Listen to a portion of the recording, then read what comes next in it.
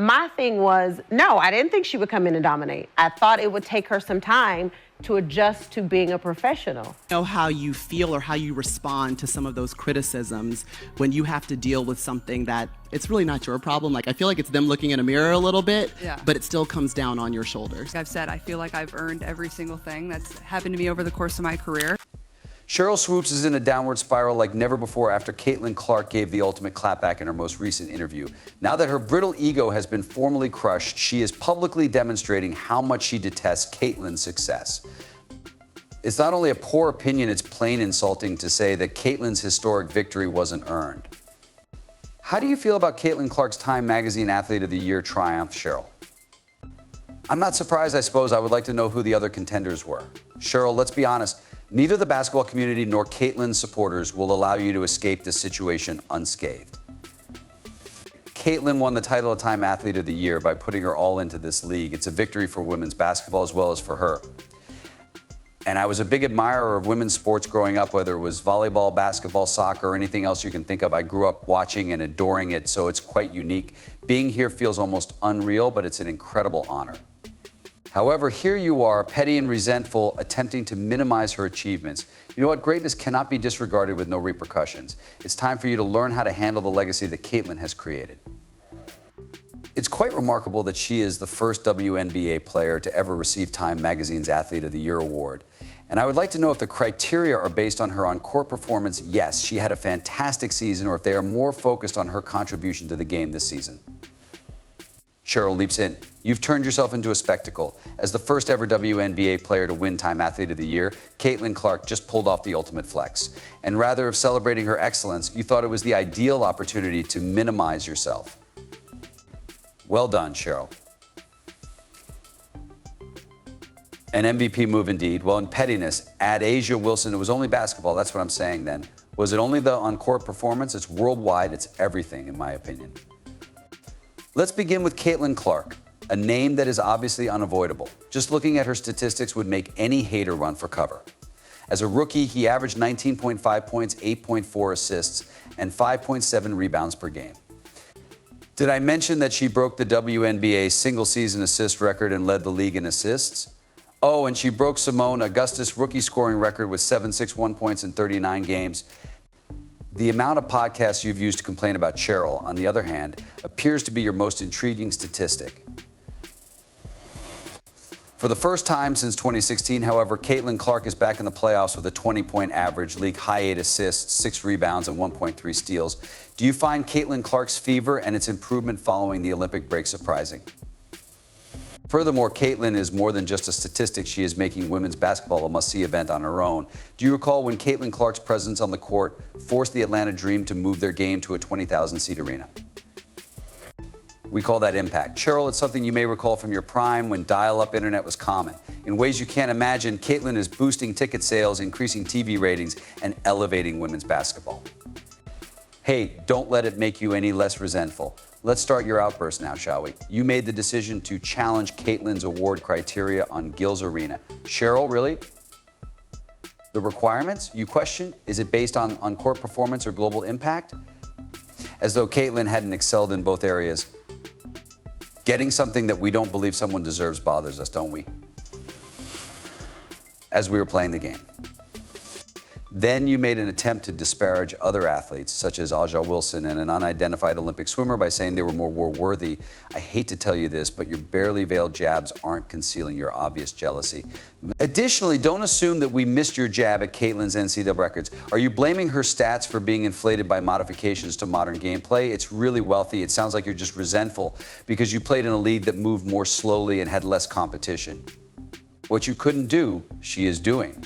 Whether you like it or not, Caitlin has already surpassed your career high points in her debut season, Sheryl. Perhaps that's why you're so irritable. This year has been wild. It's difficult to consider. At this time last year, I was essentially just beginning my final year of college. After that, I graduated, missed my college graduation, was drafted here in New York City, and essentially moved straight to Indianapolis. You don't really have much time to acclimate to a completely new chapter in your life, but I'm from the Midwest, so I was fortunate to have a wonderful family and support network. I didn't take long, but the past year has been incredible. Caitlin was out here taking the high road while you were busy honing your claws. Rather than retaliating, she concentrated on praising the pioneers, indeed, including you, who cleared the path for her. She transformed your animosity into a moment of appreciation by highlighting the crucial role that black women performed in the league. Class act, huh? She seems preoccupied with creating the league you claim to care about, rather than lowering herself to your level. This is just one more instance of Sheryl Swoop's hatred for Caitlin Clark, which is so intense that she is unable to even pronounce her name.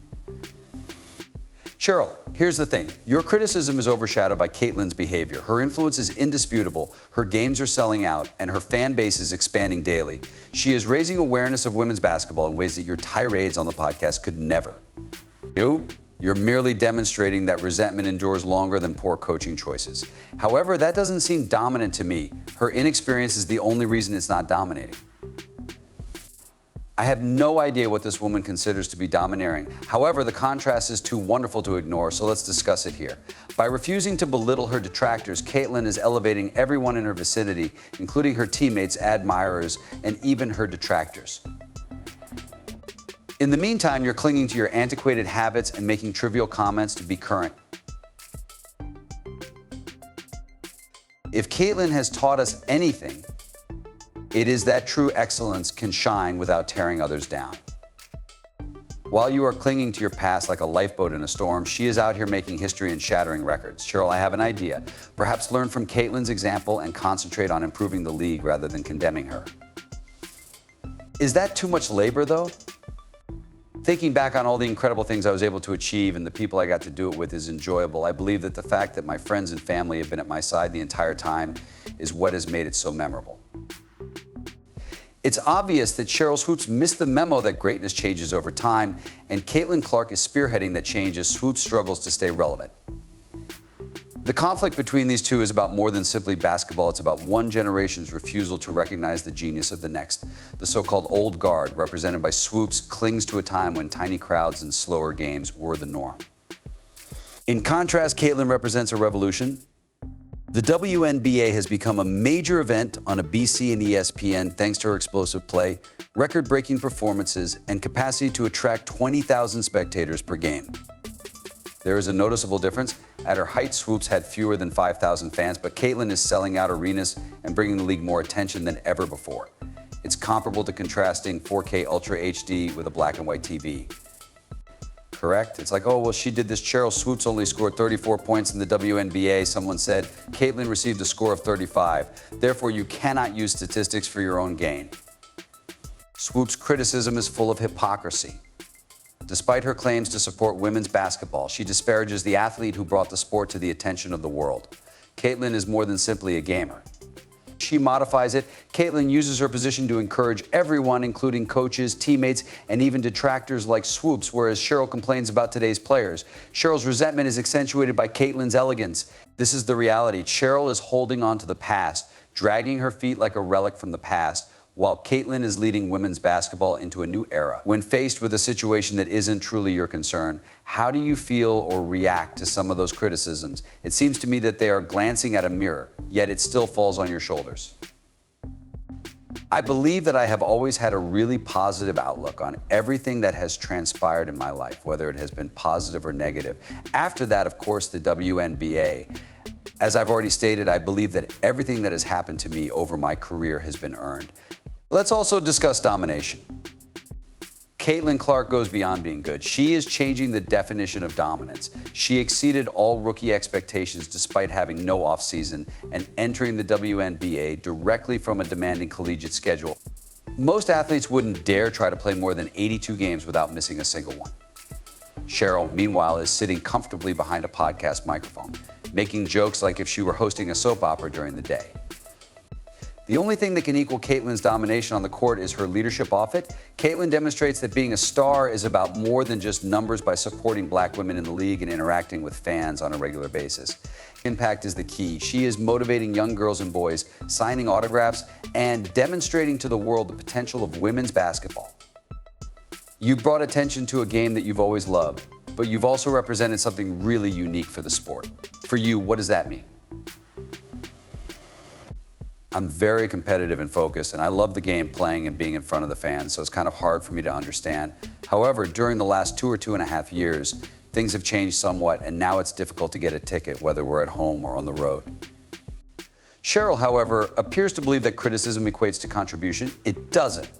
In terms of relevancy and leadership, Caitlin is well ahead of Swoops because of her support for inclusivity, acknowledgement of minority athletes, and goal to improve the league.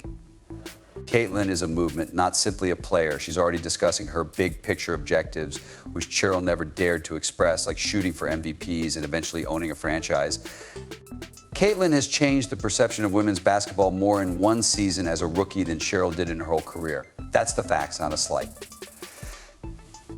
I'm just beginning to explore my goals, and as a 22-year-old, I'm still figuring out life and where everything is going. I love basketball, and it has given me a lot of amazing experiences. That will likely remain my first passion and everything I enjoy, and hopefully after basketball ends, I'll still be able to find things that I'm truly passionate about and capable of doing, like one day owning a sports team. The worst part is still to come. As the rookie is raising record-breaking awareness of women's basketball, Cheryl is wasting her breath doubting Caitlin's achievements. Fans are attending games in greater numbers than ever before. TV ratings are rising, and ticket sales are soaring. Caitlin is a phenomenon, not just a player. The WNBA now has the kind of exposure Cheryl could only imagine thanks to her sold-out games and cultural influence. However, Cheryl decides to gripe rather than acknowledge Caitlin's progress. In all honesty, it's embarrassing for everyone concerned and gives jealous X-Star. The whole women's basketball playbook is being rewritten by Caitlin Clark's ascent. That story might have included Cheryl's swoops. She decided to criticize from the sidelines instead, demonstrating that while legends are honored, not all of them receive the same level of recognition.